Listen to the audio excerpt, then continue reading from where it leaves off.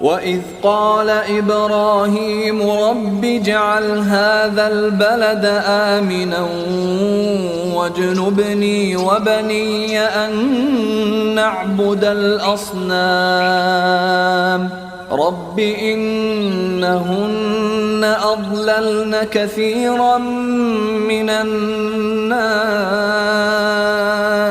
فمن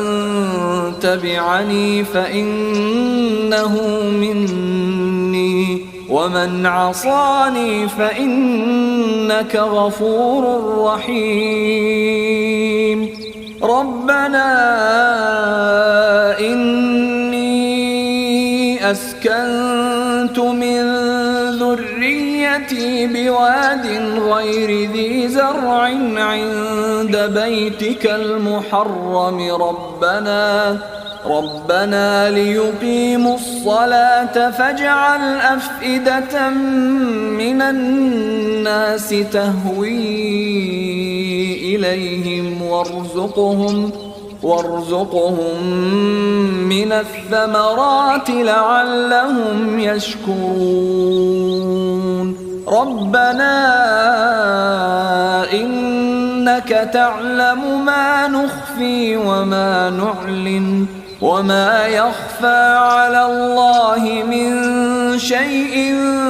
في الأرض ولا في السماء الحمد لله الذي وهب لي على الكبر إسماعيل وإسحاق إن ربي لسميع الدعاء رب اجعلني مقيم الصلاة ومن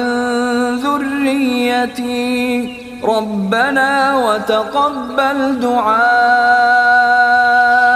ربنا اغفر لي ولوالدي وللمؤمنين يوم يقوم الحساب ولا تحسبن الله غافلا عما يعمل الظالمون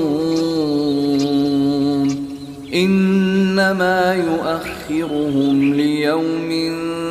تشخص فيه الأبصار